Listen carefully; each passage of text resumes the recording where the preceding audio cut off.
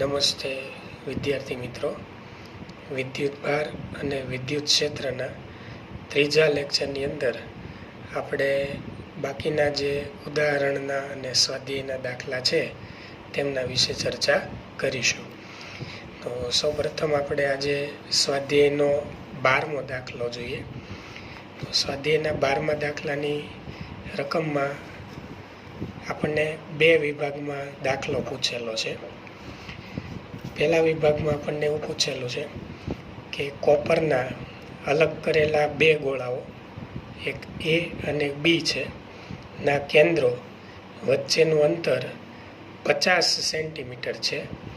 જો દરેક પરનો વિદ્યુત ભાર 6.5 × 10⁻⁷ કુલંબ હોય તો તેમની વચ્ચે લાગતું અપાકર્ષણ બળ કેટલું હશે? તો અહીં આપણને વિદ્યુત ભાર આપેલો છે અને બંને ગોળાઓ વચ્ચેનું અંતર આપેલું છે. આપણને અહીંયા બળ પૂછેલું છે. એ અને બી વચ્ચેના અંતરની સરખામણીમાં એ ત્રિજ્યાઓ અવગણી શકાય તેવી છે. અને બી વિભાગમાં એવું પૂછેલું છે કે જો આ દરેક ગોળા પરનો વિદ્યુત ભાર બમણો કરવામાં આવે અને તેમની વચ્ચેનું અંતર અડધું કરવામાં આવે તો હવે અપાકર્ષણ બળ કેટલું હશે અથવા કેટલું લાગશે? તો આપણે બંને કિસ્સાઓ વિશે ચર્ચા કરીએ. તો સૌ પ્રથમ એ વિભાગમાં જે બંને ગોળા પરના વિદ્યુત ભારો છે ક્યુ એ બરાબર ક્યુ બી બરાબર ક્યુ, જે આપણને આપેલું છે 6.5 × 10⁻⁷ કુલંબ. આરનું મૂલ્ય આપેલું છે 50 સેન્ટીમીટર. એને આપણે મીટરમાં ફેરવીએ તો 0.5 મીટર. એફ આપણે અહીંયા બળ ગણવાનું છે. એફ બરાબર સૂત્ર આપણે કુલમના નિયમ મુજબ લઈ શકાય kq²/r².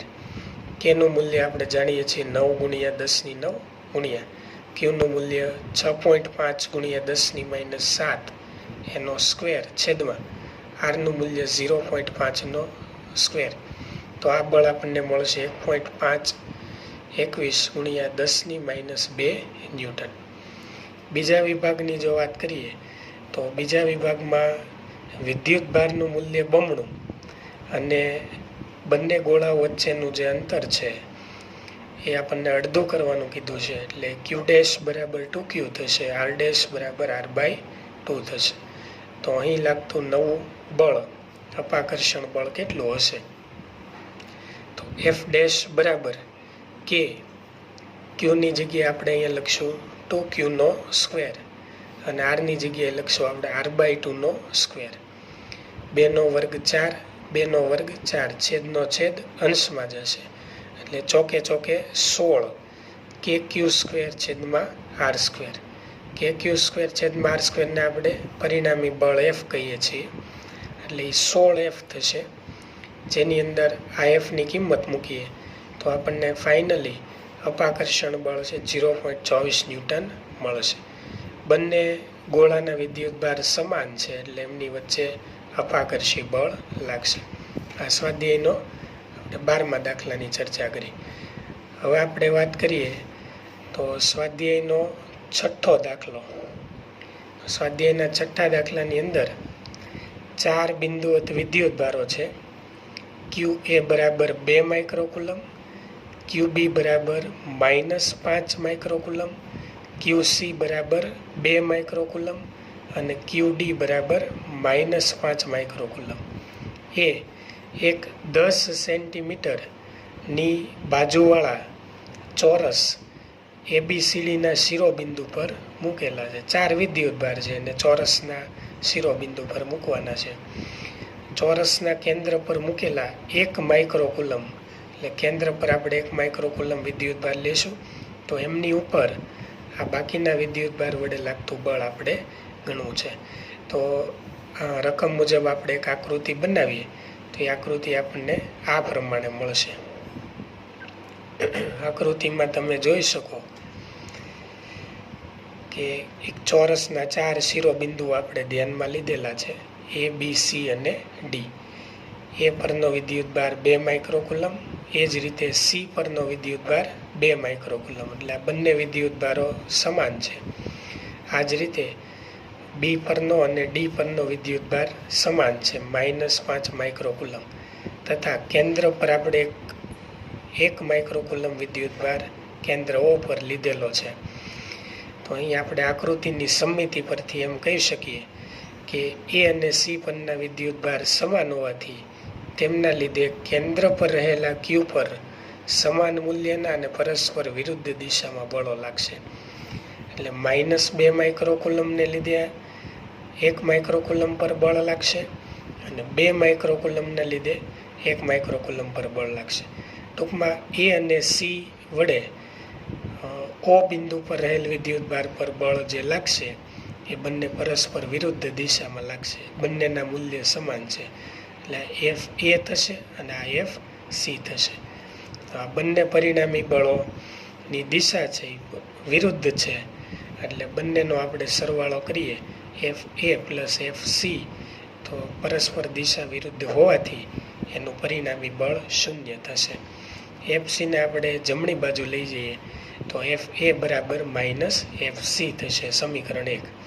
તો જે રીતે આપણે આ બંને બળોની સરખામણી કરી એ જ રીતે આપણે ક્યુ બી અને ક્યુ ડી વિશે ચર્ચા કરીએ તો આ જ રીતે બી અને ડી પરના વિદ્યુતભારો સમાન હોવાથી તેમના લીધે ક્યુ પર લાગતા બળોની દિશા વિરુદ્ધ છે.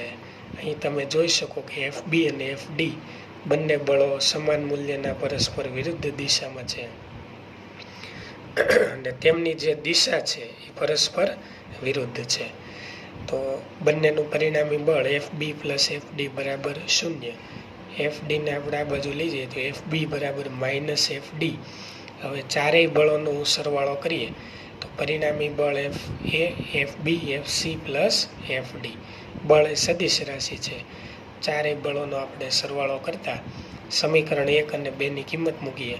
એફ એ બરાબર આપણે અહીંયા લખી શકીએ એફ સી. એફ બી બરાબર અહીંયા લખી શકાય એફ ડી. એફ સી અને પ્લસ એફ ડી. આ plus F C F C plus F D F D અહીંથી ઉડી જશે. એટલે પરિણામી બળ જે છે જે 1 માઇક્રોકુલમના વિદ્યુતભાર પર લાગતું આપણને પૂછેલું છે કેન્દ્ર પર, તે આપણને પરિણામી મળશે 0. તેથી સદિશ એફ બરાબર 0. હવે આપણે વાત કરીએ ઉદાહરણ નંબર 6 વિશે. ઉદાહરણ 6માં આપણને રકમમાં એલ લંબાઈના સમબાજુ ત્રિકોણના શિરોબિંદુ પર 3 વિદ્યુતભારો Q1 બરાબર Q2 બરાબર Q3 બરાબર Q છે. 3 સમાન વિદ્યુતભારો આપેલા છે. આકૃતિ મુજબ ત્રિકોણના મધ્ય કેન્દ્ર પર કેપિટલ Q વિદ્યુતભાર પર લાગતું બળ કેટલું હશે? તો આપણે કેન્દ્ર પર લાગતું બળ ગણવું છે. તો આકૃતિની સમમિતિ તમે જોઈ શકો કે ત્રિકોણના 3 શિરોબિંદુ આપણે ધ્યાનમાં લીધેલા છે, એ, બી અને સી. ત્રણેય પરના વિદ્યુતભારો સમાન છે, ક્યુ ક્યુ ક્યુ. Q1 બરાબર ક્યુ, Q2 બરાબર ક્યુ અને Q3 બરાબર ક્યુ. સમબાજુ ત્રિકોણની જે બાજુ છે એની લંબાઈ L અહીં આપેલી છે. ત્રણેય બાજુ સમાન L છે. આ બાજુ છે L/2 થશે. કેન્દ્ર O પર વિદ્યુતભાર Q મૂકેલો છે. તો એ પરના વિદ્યુતભાર Q વડે કેપિટલ Q પર લાગતું બળ F1 થશે. એ જ રીતે બી પરના વિદ્યુતભાર Q વડે કેન્દ્ર પર લાગતું બળ F2 થશે અને સી પરના વિદ્યુતભાર વડે કેન્દ્ર પર લાગતું બળ F3 થશે. તો ત્રણેય બળ આપણે આકૃતિમાં જોઈ શકીએ, F1, F2 અને F3. તો સૌપ્રથમ આપણે ત્રિકોણ ABCની BC બાજુ પર દોરેલો AD લંબ ધ્યાનમાં લઈએ. આપણે ADની લંબાઈ ગણવી છે. તો અહીંયા આપણે પાયથાગોરસનો નિયમ લાગુ પાડી શકીએ.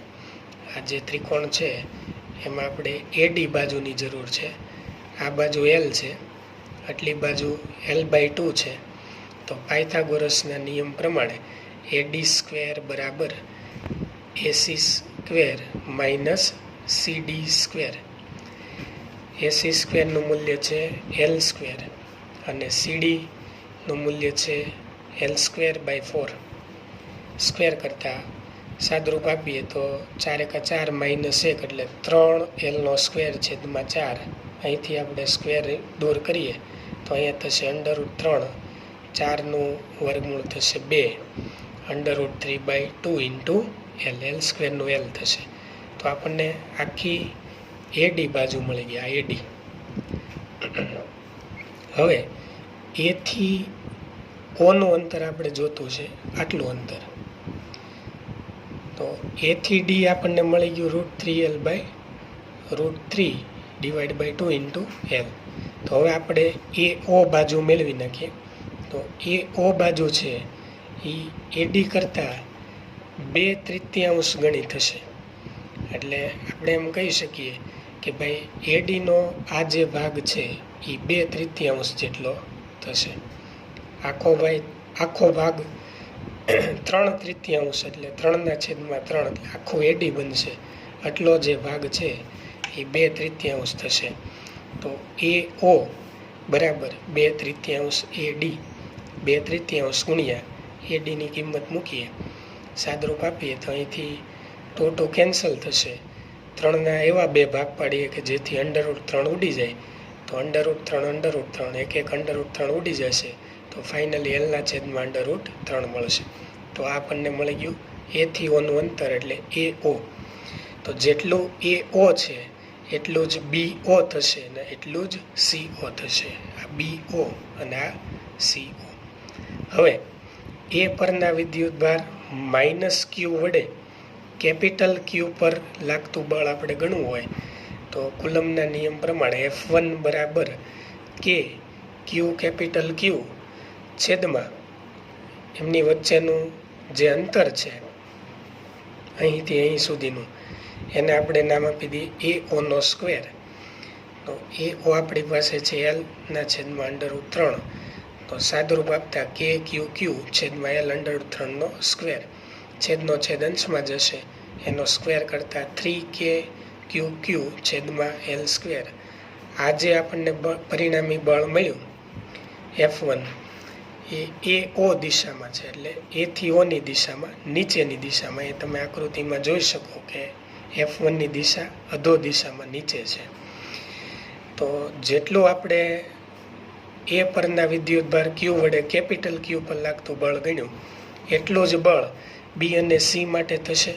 કારણ કે ABC ત્રણેયના વિદ્યુતભાર સમાન છે. તો આ જ રીતે B અને C પરના વિદ્યુતભાર સ્મોલ q વડે કેપિટલ Q પર લાગતું બળ એને આપણે માનાંકમાં F2 બરાબર માનાંકમાં F3 લઈએ તો એ આપણને મળશે આના જેટલું જ 3KQQ છેદમાં L² થશે. પરંતુ અહીં આપણે જોઈ શકીએ કે F2 અને F3 આ બંનેની જે દિશા છે એમની વચ્ચેનો જે ખૂણો છે એ 120 ડિગ્રી જેટલો છે. હવે બંને બળો વચ્ચેનો ખૂણો 120 ડિગ્રી હોવાથી એમની વચ્ચેનું પરિણામી બળ આપણે સદિશના ચેપ્ટરમાં ભણી ગયા ધોરણ 11માં. એ સૂત્ર મુજબ F બરાબર F2² પ્લસ F3ની જગ્યાએ આપણે F2 લઈ લઈએ કારણ કે બંને બળો એક સમાન મૂલ્યના છે. એટલે F3ની જગ્યાએ આપણે F2 લેશું. F2² plus F2² plus 2F2 cos 120. cos 120નું મૂલ્ય થશે -1/2. F2² પ્લસ F2² એટલે 2F2². સાદુરૂપ આપીએ તો અહીં 2 કેન્સલ થશે અને 2F2² માંથી F2² બાદ કરીએ તો F2² નું √ વધે જે આપણને ફાઇનલી મળશે F2.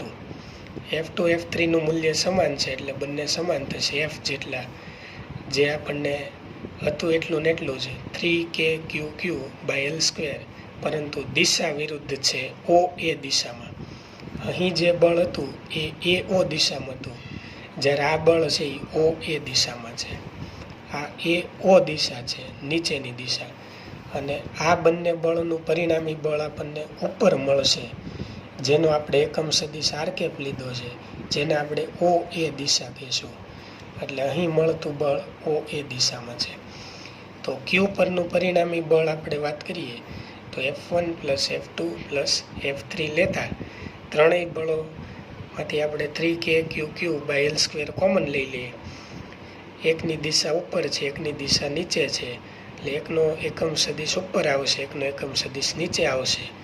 r માઇનસ r, એક પ્લસ એક માઇનસ, અહીંથી આ બધું ઉડી જશે એટલે પરિણામી બળ શૂન્ય થશે. વાત કરીએ r એ OA દિશામાંનો એકમ સદિશ છે. ત્યાર પછીનું ઉદાહરણ 7 આપણે ધ્યાનમાં લઈએ. તો એમાં આપેલી માહિતી મુજબ આકૃતિમાં દર્શાવ્યા મુજબ QQ અને -Q વિદ્યુત ભારોને સમબાજુ ત્રિકોણના શિરોબિંદુ પર મૂકવામાં આવે છે. તો દરેક વિદ્યુત ભાર પર કેટલું બળ લાગશે? તો અહીં આપણે વાત કરીએ તો એક સમબાજુ ત્રિકોણ છે ABC. એમાં A પર વિદ્યુત ભાર Q છે, B પરનો વિદ્યુત ભાર Q2 બરાબર Q છે અને C પરનો વિદ્યુત ભાર Q3 બરાબર -Q છે. 3 વિદ્યુત ભારો આપણને અહીં આપેલા છે.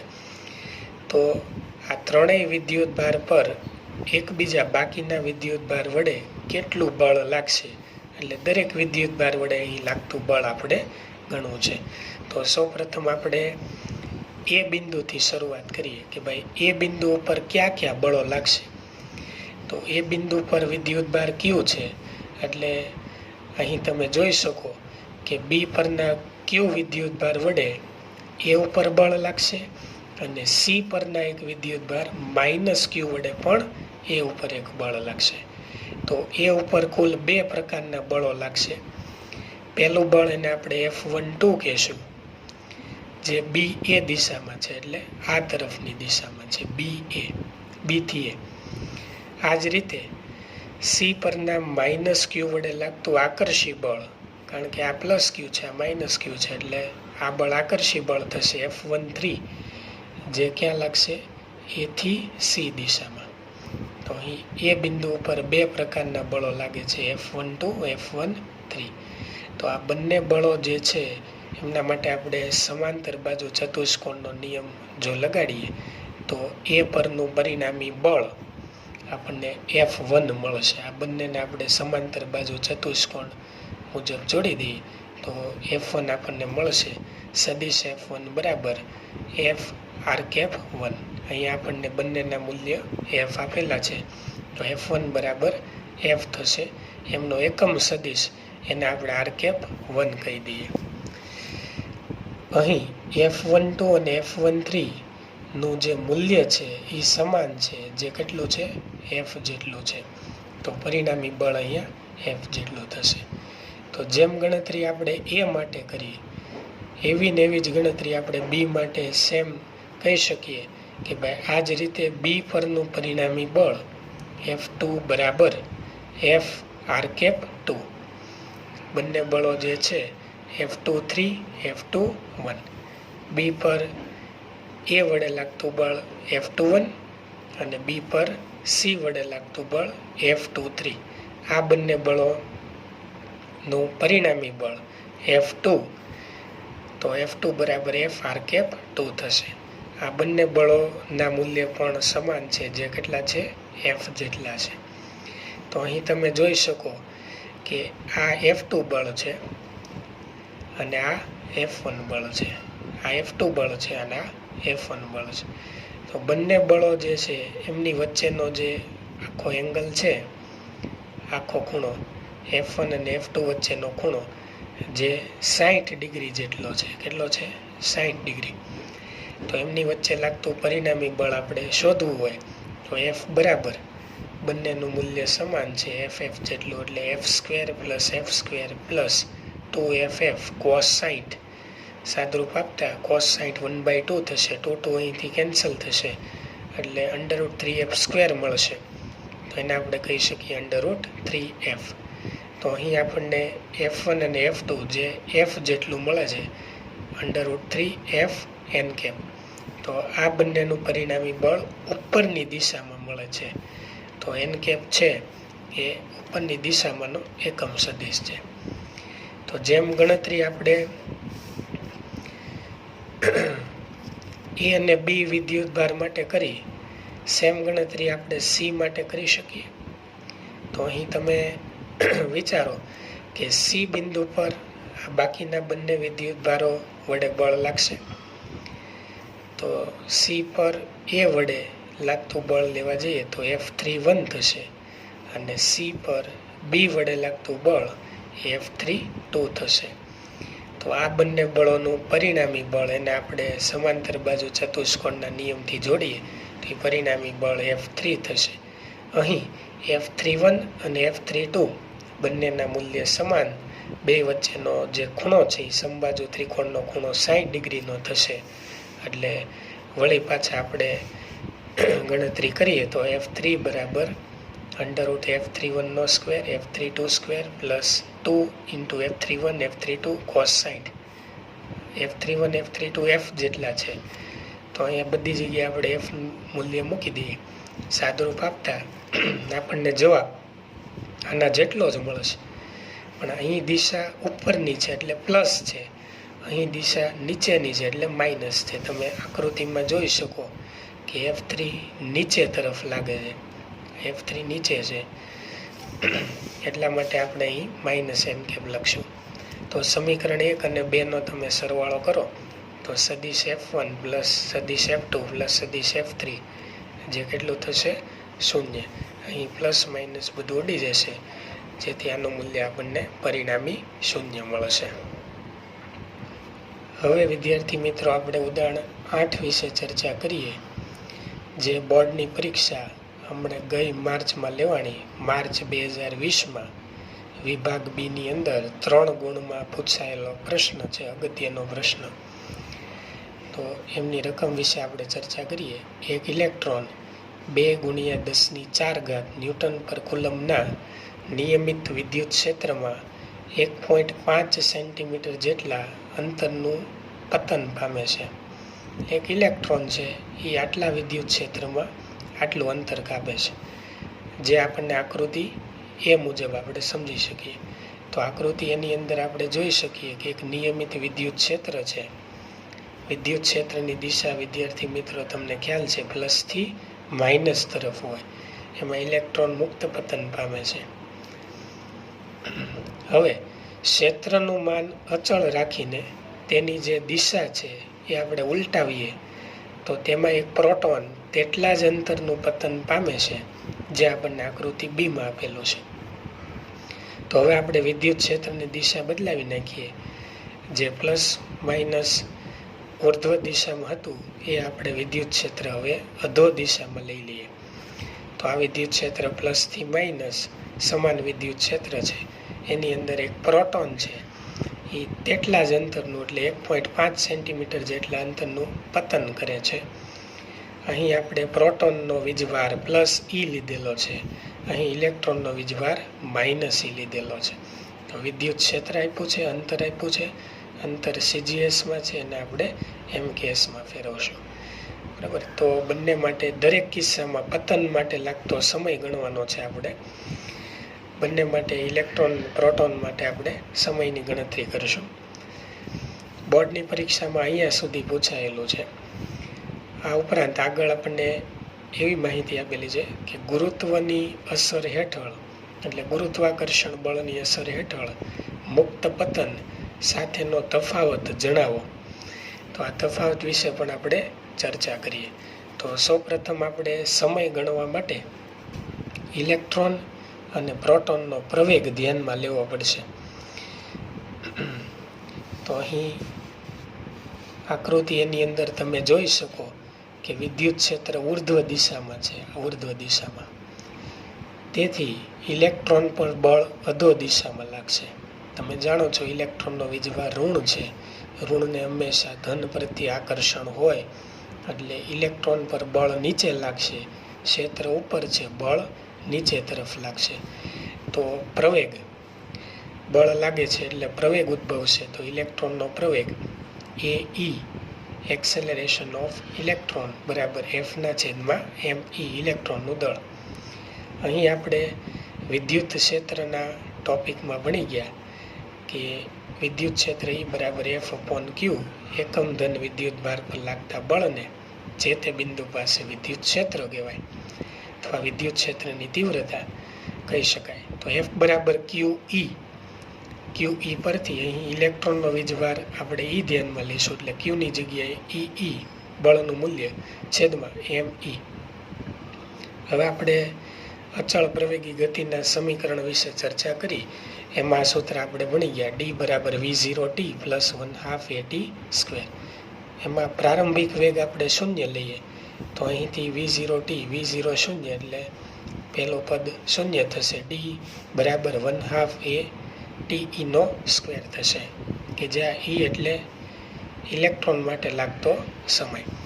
તો ટી બરાબર √2d છેદમાં એ થશે. એની કિંમત અહીંથી આપણે અહીંયા મૂકી દઈએ તો આ થશે ટી બરાબર √2d me છેદમાં ઈ. અહીં એમીનું મૂલ્ય છેદમાંથી અંશમાં જશે, એટલે છેદનો છેદ અંશમાં જશે.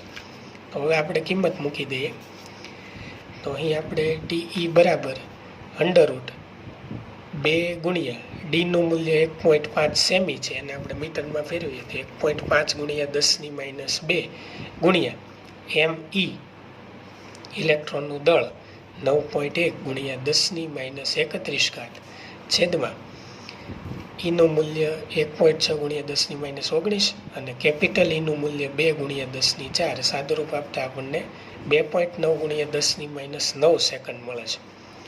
તો આ ઇલેક્ટ્રોન માટે આપણે સમયની ગણતરી કરી.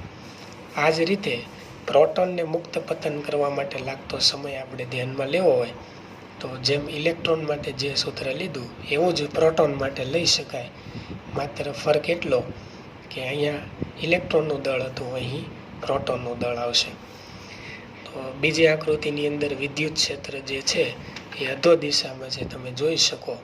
એટલે પ્રોટોન પર અધો દિશામાં બળ લાગશે, કારણ કે પ્રોટોન ધન છે, અહીં ઋણ છે, એટલે એની પર બળ અધો દિશામાં લાગશે. તો સૂત્રની અંદર આપણે સાદરૂપ આપી દરેકની કિંમત મૂકીએ, અહીં પ્રોટોનનું દળ મૂકીએ તો પ્રોટોન માટે સમય આપણને એટલો મળશે. તો અહીં વિદ્યાર્થી મિત્રો આપણે જોઈ શકીએ કે ઇલેક્ટ્રોનનું દળ પ્રોટોનના દળથી ઓછું છે, એટલે જેનું દળ ઓછું હોય બરાબર એમના માટે સમય જે છે એ ઓછો લાગશે.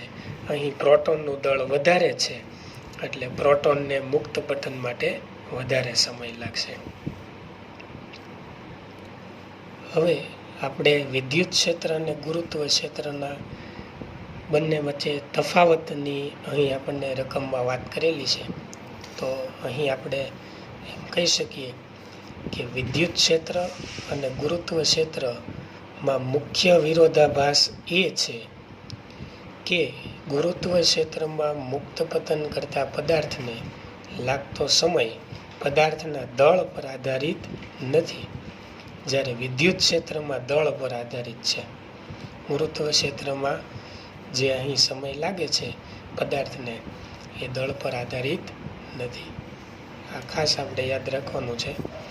હવે વિદ્યુત ક્ષેત્રની અસર હેઠળ પ્રોટોનનો આપણે પ્રવેગ ગણીએ તો પ્રોટોનનો પ્રવેગ એ પી બરાબર બળના છેદમાં દળ, બળ ઈ જેટલું છેદમાં દળ પ્રોટોનનું દળ, એમની કિંમત મૂકી દઈએ તો 1.6 ગુણ્યા 10⁻19 ગુણ્યા 2 ગુણ્યા 10⁴ છેદમાં પ્રોટોનનું દળ. સાદુરૂપ આપતા આપણને પ્રોટોનનો પ્રવેગ આટલો મળે છે. તો પ્રોટોનના પ્રવેગનું જે આ મૂલ્ય છે એ ગુરુત્વ પ્રવેગ જીનું મૂલ્ય 9.8 મીટર/સેકન્ડ² કરતાં અતિશય મોટું છે. તમે જોઈ શકો કે અહીંયા 10⁻12 છે. એટલે પ્રોટોનનો પ્રવેગ છે એ ગુરુત્વ પ્રવેગથી ખૂબ મોટો છે. અતિશય મોટું હોવાથી ગુરુત્વાકર્ષણ બળને આપણે આ દાખલામાં ધ્યાનમાં લીધેલું નથી.